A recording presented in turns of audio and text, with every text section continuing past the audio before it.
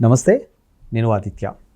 Cinema పరిశ్రమకి చెందినటువంటి ప్రకాష్ రాజ్ ఈ మధ్య సోషల్ మీడియా వేదికగా చాలా యాక్టివ్గా ఉంటున్న సంగతి మనందరికీ తెలిసిందే.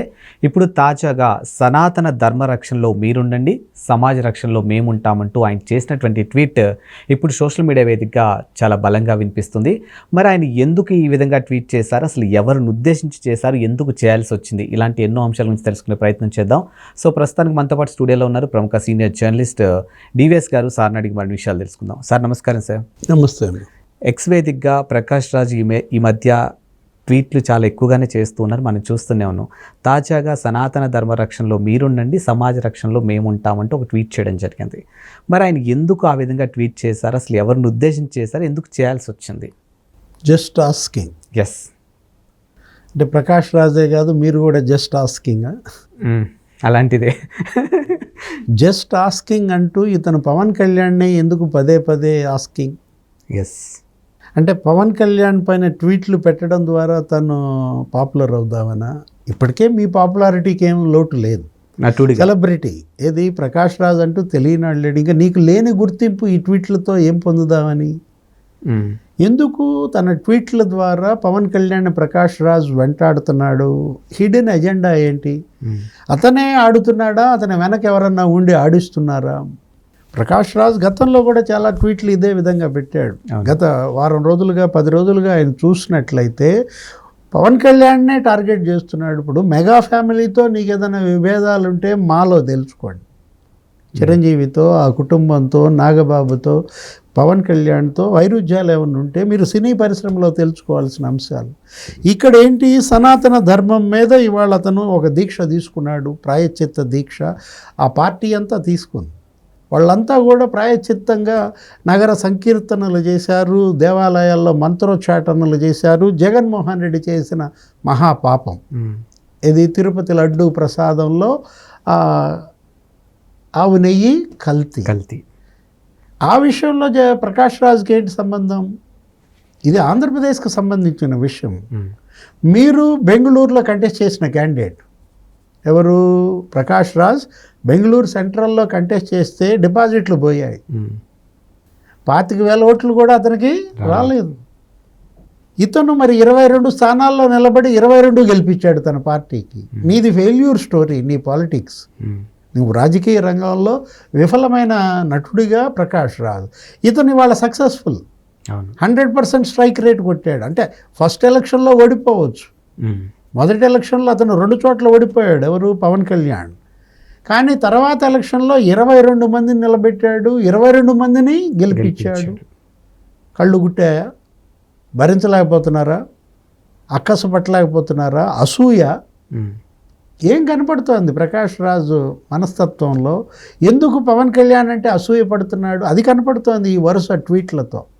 అంటే టార్గెట్ పవన్ కళ్యాణ్గా జరుగుతున్నటువంటి ప్రకాష్ రాజ్ ఇది అతనికి ఎంత ఉపయోగమో మనకైతే తెలియదు, కానీ సమాజానికి ఉపయోగం కాదు. మీరు సనాతన ధర్మాన్ని కాపాడండి, మేము సమాజాన్ని కాపాడతామంటే ఏం కాపాడాడు ఇన్నేళ్ళు ఈ సమాజాన్ని ఆయన? 5 ఏళ్ళు జగన్మోహన్ రెడ్డి అక్కడ ఆలయాలపై విధ్వంసం చేస్తే, రామతీర్థంలో రాముడి తల నరకేస్తే, లేకపోతే అంతర్వేదిలో, నెల్లూరు బిట్రగుంటలో రథాలు తగలబెడితే,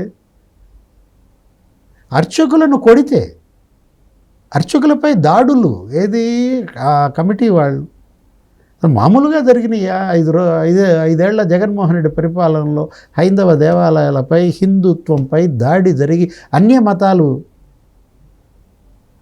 ఎక్కడ? తిరుపతిలో అన్యమత ప్రచారమా? అన్యమత మార్పిళ్ళ? బెజవాడలో కృష్ణానది ఒడ్డున అన్యమత మార్పిళ్ళు. ఇంత విధ్వంసం జరుగుతుంటే మాట్లాడని ప్రకాష్ రాజ్ అప్పుడెందుకు అడగల జస్ట్ ఆస్కింగ్ అని? రామతీర్థంలో రాముడి తల నరికేసినప్పుడు, రథాలు తగలబెట్టినప్పుడు, వెండి సింహాలు ఎత్తుకుపోయినప్పుడు, ఆంజనేయ స్వామి చెయ్యి నరికేసినప్పుడు జస్ట్ ఆస్కింగ్ అని ఎందుకని లేదు? ఇప్పుడు 5 ఏళ్ళు జగన్మోహన్ రెడ్డి పరిపాలనలో ప్రతిపక్షాలపై అణిచివేత. చంద్రబాబుని 53 రోజులు జైల్లో పెట్టారు. అప్పుడు ఏమైంది ప్రకాష్ రాజ్ గొంతు? అప్పుడు ట్విట్టర్ అకౌంట్ లేదా? జస్ట్ ఆస్కింగ్ అని అందుకు జగన్మోహన్ రెడ్డిని అడగలేదు. ఆయన మాజీ ముఖ్యమంత్రి, అది జరగని అవినీతి, అది లేని నేరము. దాన్ని మీరు ఎలా ఆఫీసర్ని వదిలేసి, దానిపైన సంతకం పెట్టినటువంటి ఐఏఎస్ ఆఫీసర్ని వదిలేసి ముఖ్యమంత్రిని ఎలా అరెస్ట్ చేస్తారు, అప్పటి ముఖ్యమంత్రిని? ఇప్పుడు జరుగుతున్నాయి, ఇప్పుడు విచారణలు జరుగుతున్నాయి. ఇప్పుడు మొదట అరెస్టులు ఎవరవుతారు? ఇప్పుడు ఈ అవినీతి కుంభకోణాల్లో జగన. ఇప్పుడు అరెస్ట్ అయ్యేది వెంకటరెడ్డి, అరెస్ట్ అయ్యేది వాసుదేవరెడ్డి, అరెస్ట్ అయ్యేది ధర్మారెడ్డి. వీళ్ళని అరెస్ట్ చేస్తే వీళ్ళు చెబితే జగన్ పేరు, అప్పుడు జగన్ అరెస్ట్ చేయాలి. కానీ అక్కడేం జరిగింది? అక్కడ చంద్రబాబునే నేరుగా జైల్లో పెట్టారు అసలు 53 రోజులు. అప్పుడు మరి జస్ట్ ఆస్కింగ్ ఏమో ఎక్కడున్నాడు? అసలు ఎందుకు ఇతను ఈ విధంగా? ఇప్పుడు సనాతన ధర్మం ఏమన్నాడు నిన్న వారాహి, దాని మీద నుంచి పవన్ కళ్యాణ్ ప్రసంగించాడు. తను సనాతన ధర్మానికి ఎక్కడ కీడు వాటిల్లినా అసలు నేను ఇప్పుడు డిప్యూటీ సీఎం కాదన్నాడు. నేను ఇప్పుడు జనసేన అధ్యక్షుడిగా రాలేదన్నాడు. ఒక సామాన్య పౌరుడిగా వచ్చాను, ఒక భక్తుడిగా వచ్చి మాట్లాడుతున్నాను అని చెప్పాడు. ఆయన స్వయంగా ప్రశ్నించాడు. సనాతన ధర్మం పైన దాడి చేస్తే నా ప్రాణాలైనా వదిలేస్తాను, వదిలిపెట్టే ప్రసక్తే లేదని హెచ్చరించాడు. ఇప్పుడు సెక్యులరిజం 2 వే, నాట్ 1 వే అని చెప్పాడు. ఇది ఇప్పుడే కాదు, అంతకుముందు కూడా చెప్పాడు. ప్రకాష్ రాజ్ ఫస్ట్ టైం ఆ ట్వీట్ పెట్టినప్పుడు కూడా సెక్యులరిజం అంటే 1 వే కాదండి, 2 వే. హిందుత్వంపై దాడి చేయకూడదు, ముస్లిం మీద, ఇస్లాం మీద చేయకూడదు, క్రిస్టియానిటీ మీద చేయకూడదు. అన్ని మతాలు సర్వమత సమానత్వం, అదే మత సామరస్యం అంటూ రాజ్యాంగం చెప్పిందే ఆయన చెప్పాడు. లౌకికవాదం అంటే అదే. మర్యాద ఇచ్చుకోండి, మర్యాద పుచ్చుకోండి అన్న దాంట్లో జస్ట్ ఆస్కింగ్ ఏంటి? ఇంకా ప్రకాష్ రాజ్ ఆయన ఏంటంటే ఆయన సినిమాలు ఆయన చూసుకోవాలా. ఆయన కూడా ఒక 290-300 సినిమాలు యాక్షన్ చేశాడు, గొప్ప నటుడిగా పేరు తెచ్చుకున్నాడు. ఇలా పవన్ కళ్యాణ్ని టార్గెట్ చేయడం ద్వారా అతని వ్యక్తిత్వం ఇంకా పతనం అవుతుంది తప్ప ఎదుగుదల ఉండదు. ఇది సనాతన ధర్మ రక్షణ వాళ్ళు చూసుకుంటున్నారు. సమాజ భద్రత, సమాజ రక్షణ నువ్వేం చూసావని? ఎక్కడో ఏదో ఒక విలేజ్ని దత్తత తీసుకున్నానన్నావు, డెవలప్ చేస్తున్నానన్నావు, గుడ్. ఇంకా వాటిని పెంచండి, ఇంకా మీరు పెంచుకోండి. ఇప్పుడు వాళ్ళు అడగచ్చుగా నిన్ను, మొదటి భార్యను ఎందుకు వదిలేసావు ప్రకాష్ రాజ్, జస్ట్ ఆస్కింగ్ అంటే. రెండవ భార్యను ఎందుకు చేసుకున్నావు ప్రకాష్ రాజ్, జస్ట్ ఆస్కింగ్ అంటే నీ దగ్గర సమాధానాలే ఉంటాయి. నా వ్యక్తిగతం అంటాడు. ఒకవైపు నువ్వు అటు చూపిస్తే 4 ఏళ్ళు నీ వైపు చూపిస్తాయి.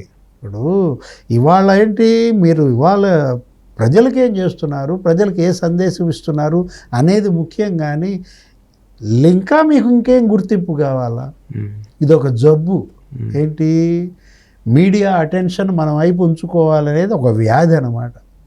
Thank you sir. నమస్తే.